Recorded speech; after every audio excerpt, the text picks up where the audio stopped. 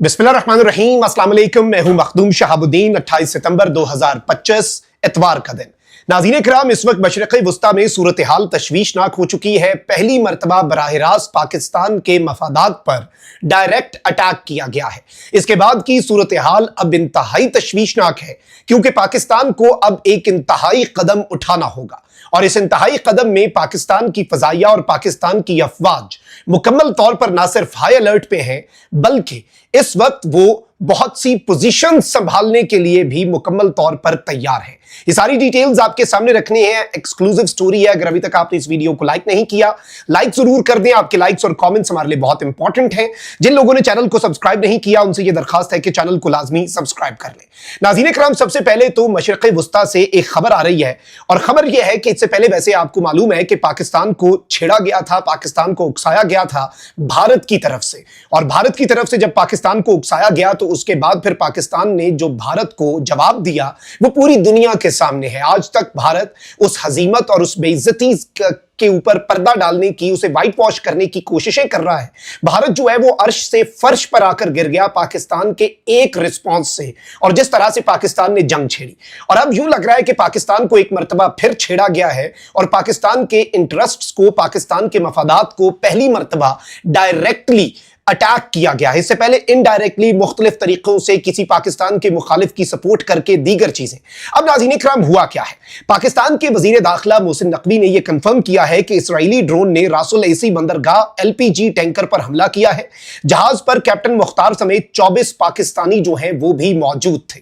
यानी अब पाकिस्तान की गवर्नमेंट ने यह मौकिफ दिया है कि इसराइल ने एक ड्रोन अटैक किया है बहीरा अहमर में, और पहली मर्तबा डायरेक्टली पाकिस्तान के जो मफादात हैं, पाकिस्तान के इंटरेस्ट्स हैं, उन्हें टारगेट किया है। यह मौक़िफ़ है हुकूमत पाकिस्तान का और पाकिस्तान के इंटीरियर मिनिस्टर का। बहीरा अहमर की हुदूद में पाकिस्तान के तिजारती जहाज पर, कार्गो प्लेन पर, जो कि कार्गो शिप के ऊपर, जो कि थाउजेंड्स ऑफ टन्स, हजारों टन एलपीजी लेकर जा रहा था, उस पर एक ड्रोन हमला हुआ। और उसके एक कार्गो पर, यह बहुत बड़ा बहरी जहाज था, इसके एक कार्गो में इंतहाई खौफनाक और इंतहाई खतरनाक किस्म की आग भी लगी। ऑन बोर्ड 24 पाकिस्तानी जो है वो मौजूद थे, और इन 24 पाकिस्तानियों ने मौके पर आग बुझाने की कोशिश की, फिर आग पर काबू पाया, और इस तरीके से पाकिस्तान की इस कार्गो वेसल, इस कार्गो शिप जो है, उसे एक बड़ी तबाही से और उसे डूबने से बचाया। वरना ये खौफनाक तरीन आग जो है, ड्रोन हमले के नतीजे में होने वाली, लगने वाली आग, ये फैल सकती थी, और पूरा बहरी जहाज, और including the safety and wellbeing of the crew, क्योंकि देखें इंसानी जान सबसे ज्यादा कीमती है। बाकी इस चीज को अब बहुत सीरियसली पाकिस्तान ले रहा है, और पाकिस्तान ने कुछ फैसले किए हैं। वैसे भी पाकिस्तान और सऊदीया के दरमियान जो दिफाई मुआहदा है, यह बहुत इंपॉर्टेंट है, यह स्ट्रेटेजिक अहमियत का हामिल है, और इस मुआहदे से अब पूरे का पूरा मशरिक़ वुस्ता का दायरा कार जो है वो बदलने जा रहा है। इससे पहले मैंने आपको बताया था कि पाकिस्तान जो है उसने अल जौफ एयर बेस जो है उसका कंट्रोल संभालना है। लेकिन अब सबसे पहले मैं आपको यह बताऊं कि पाकिस्तान और सऊदीया के दरमियान जो डिफेंस एग्रीमेंट है, उसके तनाजुर में अब पाकिस्तान जो मुख्तलिफ जगह हैं, और तबूक का जो एयर बेस है, उसके हवाले से भी पाकिस्तान ने एक बहुत बड़ा फैसला जो है, और एक बड़ा मूव जो है पाकिस्तान ने लेने का फैसला कर लिया है। और पाकिस्तान के फाइटर जेट्स इस वक्त मशरिक़ वुस्ता के अंदर डिप्लॉय होकर ना सिर्फ सऊदीया बल्कि पाकिस्तान के मफादात का तहफ़्फ़ुज़ करने के लिए भी तैयार है। सबसे पहले तो नाज़रीन इकराम, जो पाकिस्तान और सऊदीया के दरमियान दिफाई मुआहदा हुआ है, उसके कुछ खद्दोखाल आपके सामने रखता हूं। सबसे इंपॉर्टेंट चीज तो यह है नाज़रीन इकराम कि तकरीबन 50,000 ट्रूप्स जो हैं वो पाकिस्तान ने डिप्लॉय करने हैं, और ये वो ट्रूप्स हैं जो इन एडिशन टू जो ट्रूप्स ऑलरेडी सऊदीया के अंदर हमारे मौजूद हैं, जो हमारे फौजी वहां पर मौजूद हैं। और अब चूंकि हरमैन शरीफैन, मक्का मुकरमा, मदीना मुनव्वरा, खाना काबा, मस्जिद नबी, रोज़ा रसूल सल्लल्लाहु अलैहि वसल्लम की सेफ्टी और सिक्योरिटी जो है वो भी पाकिस्तान ने अपने जिम्मे ले ली है, तो अब बहुत कुछ जो होगा। इसके साथ साथ नाज़रीन इकराम, सबसे इंपॉर्टेंट चीज जो होनी है, इस चीज को आप समझें, जो 50,000 फौजी जो है पाकिस्तान अपने तैनात करेगा, वो 50,000 फौजी कंसंट्रेटेड जिस एक जगह पर रहेंगे वो तबूक का एरिया है। और ये तबूक जो है, इसके हवाले से मैं आपको ये बता दूं, ये एक जियो स्ट्रेटेजिक चेक पॉइंट है लैंड और एयर डिफेंस ऑपरेशंस दोनों के लिए। और इसके साथ ही साथ तबूक के साथ मक्का मुकरमा और मदीना मुनव्वरा जो है, उसका डिफेंस भी एंटायरली पाकिस्तान आर्मी ने ही देखना है। और इसमें दो तीन चीजें जो है वो आपने समझनी है। एक तो यह है कि ट्रूप डिप्लॉयमेंट और ग्राउंड प्रेजेंस, इसके साथ ही साथ missile and air defence architecture.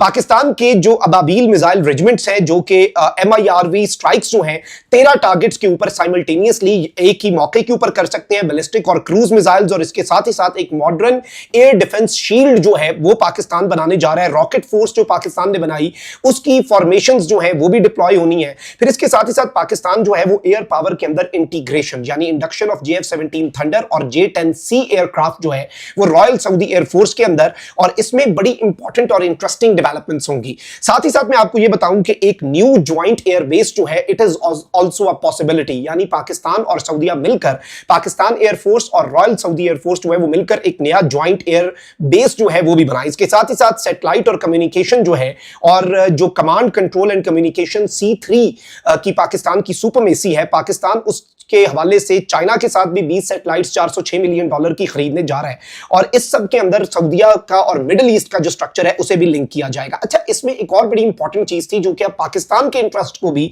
Directly affect कर रही है, ये जो हालिया वाकया है इसके तनाजुर में भी इसे देखें, वो ये है कि oil route security and maritime layer, यानी ये जो तेल के रूट्स हैं सऊदीया के, उनका दिफा बड़ा इंपॉर्टेंट है। और उस दिफा के साथ साथ मैं आपको ये बताऊं कि पाकिस्तान जो है, अब तो पाकिस्तान की वेसल्स जो है, पाकिस्तान के जो कार्गो शिप्स हैं, पाकिस्तान के जो LPG के कंसाइनमेंट्स हैं, अगर वो भी महफूज नहीं है, और पाकिस्तान इसका जवाब किस तरह से देता है। इसके साथ ही साथ joint command and control system, यानी दोनों मुल्कों की फौजें बैक वक्त एक्टिवेट हो जाएं, दोनों मुल्कों की फौजें जो हैं वो बैक वक्त, ये ना हो कि एक मुल्क पे हमला हुआ और दूसरे मुल्क की फौज को आना पड़ रहा है, दूसरे मुल्क की फौज को तैयारी करनी पड़ रही है। Joint command and control system, एक साथ जवाब दिया जाए, एक साथ हमला हो, और ये सब कुछ एग्रेशन के जवाब में एस्केलेशन लैडर को कंट्रोल करते हुए रिस्पॉन्सिबल नेशन बन के किया जाए। इसके साथ साथ नाज़रीन इकराम, मैं आपको यह बताऊं कि ये पूरा जो मामला है इसके अंदर सबसे अहम तरीन चीज ये है कि पाकिस्तान के जो 50,000 ट्रूप्स हैं जो कि पाकिस्तान पॉसिबिलिटी ये इस वक्त बन चुकी है कि पाकिस्तान सऊदीया के अंदर डिप्लॉय करे, वो भी तबूक में, और पाकिस्तान की एयरफोर्स के फाइटर जेट्स जो हैं वो भी सऊदी अरब के एयरबेस के ऊपर डिप्लॉय होंगे। और ये एक क्लियर कट मैसेज है उन तमाम तर ममालिक को जिन्होंने इस वक्त ये फैसला किया। और बाय द वे आपको ये पता होना चाहिए कि एक तरफ तो भारत इस डिफेंस डील से बहुत परेशान है, फिर एक और मुल्क भी बड़ा परेशान है, और उस मुल्क के अखबार तो डायरेक्टली कह रहे हैं कि ये हमारे मुल्क को डायरेक्ट थ्रेट है और हमें इस चैलेंज को न्यूट्रलाइज करना होगा, हमें इस चीज को टेस्ट करना होगा। और ये उनके अपने अखबारों के अंदर हेडलाइंस और तज्जिए छप रहे हैं। ये एक एस्टैब्लिश्ड फैक्ट है कि वो इस दिफाई मुआहदे को लेकर बहुत कंसर्न है, और सिंस ये दिफाई मुआहदा जो है ये डायरेक्टली एक इस्लामिक नेटो की बुनियाद बन सकता है, तो इसे अभी रोकना और इसे अभी टेस्ट करना भी उनके लिए बहुत जरूरी हो चुका है। इस चीज को भी आपने जहन में रखना है, और ये लॉन्ग टर्म बहुत बड़ी चीज में कन्वर्ट हो सकता है। ऑलरेडी ये बहुत बड़ी चीज है पाकिस्तान और सऊदीया का दिफाई मुआहदा, इसीलिए मुझे लगता है कि अब डायरेक्टली पाकिस्तान के इंटरेस्ट जो हैं बहीरा अहमर के अंदर उन्हें टारगेट किया गया है। और बाय द वे अब पाकिस्तान के फाइटर जेट्स जो हैं वो सऊदी अरब के एयर बेसिस पर स्टेशन होंगे, सिर्फ सऊदीया के दिफा के लिए नहीं, बल्कि बहीरा अरब और बहीरा अहमर के अंदर पाकिस्तान के इंटरेस्ट का दिफा भी करेंगे। और जो पाकिस्तान को छेड़ेगा, जैसे भारत ने छेड़ा था, भारत को जवाब मिला, और आज तक भारत जो है वो उस हजीमत को उठा रहा है, वो बेइज्जती भारत जो है वो बर्दाश्त कर रहा है, और रोजाना की बुनियाद पे उन्हें जलील और रुस्वा होना पड़ रहा है। इसी तरीके से पाकिस्तान जो भी पाकिस्तान के साथ एग्रेशन करने की कोशिश करेगा, हम पहल नहीं करते, हम एग्रेसर नहीं है, लेकिन हम जवाब देना जानते हैं, और एस्केलेशन लैडर को कंट्रोल करके जो एक रिस्पॉन्सिबल स्टेट का किरदार होता है वो अदा करके हम जंग भी लड़ते हैं।